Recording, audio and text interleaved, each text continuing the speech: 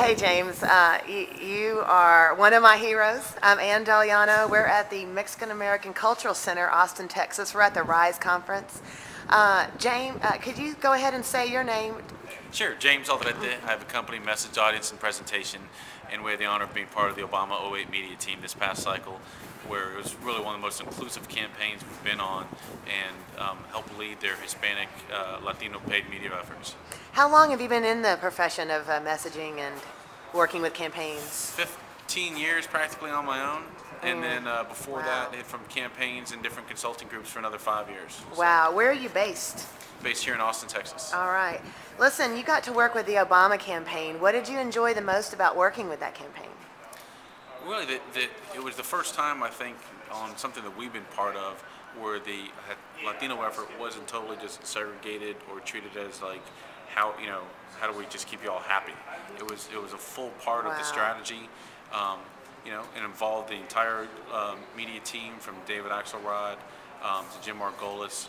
We also brought on Freddie Balsetta from Florida, so it just became a large conversation, and it was how do we integrate it with the larger campaign purpose.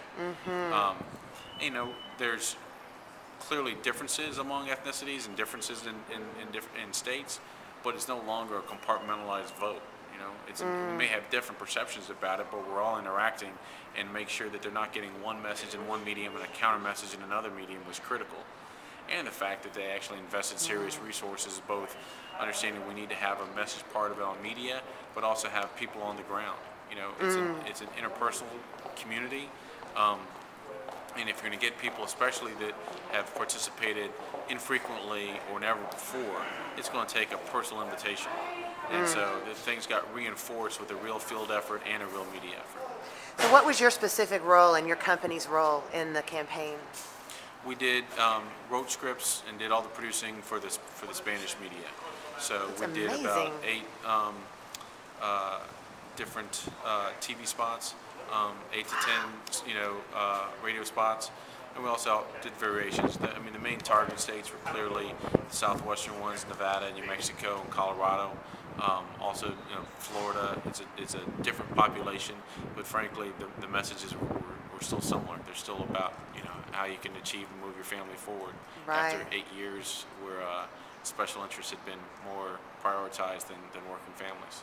What was your biggest challenge working on that campaign? You know, the difference always been, on from a Democratic side, is one of our benefits and strengths is that we have so many local elected officials and so many, a real grassroots presence.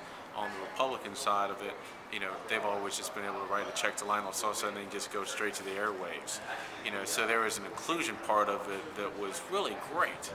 But then you also have to move at the same time. So, it was on one hand, we're being invited to be part of this inclusive process, and those things you have to produce and keep things moving forward with that many opinions going in.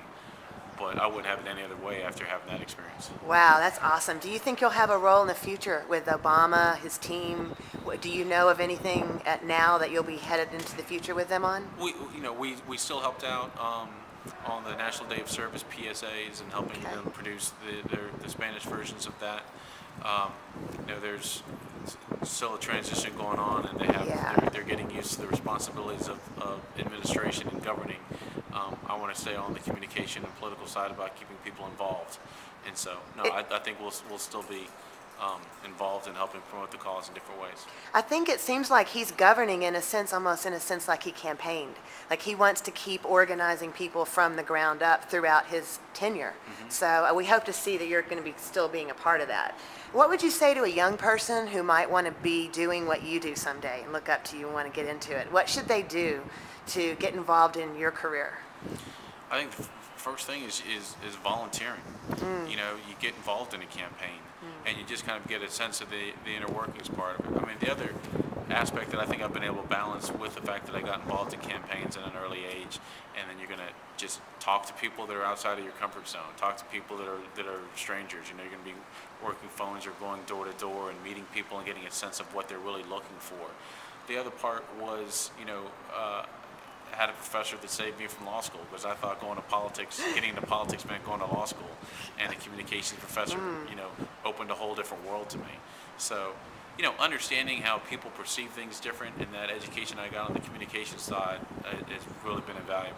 Wow. James, how can we find out more about you, find you? Do you have a website? How can we We'll keep have up with an you? evolving website that we'll be relaunching fairly soon, but basic contact information can always be at mapwins.com. That's MAPWINS. MAP stands for Message, Audience, and Presentation. I was in graduate school at the time, so it's a long, goofy name. But it does reinforce the fact that we can't just have our own ideas. You have to have an audience part of it and get that connection going. When we look for your new website, can we find it on mapwins.com? You'll find it on mapwins.com. Awesome. You're the best, James. One of my Thanks, Ann. heroes. Thank you.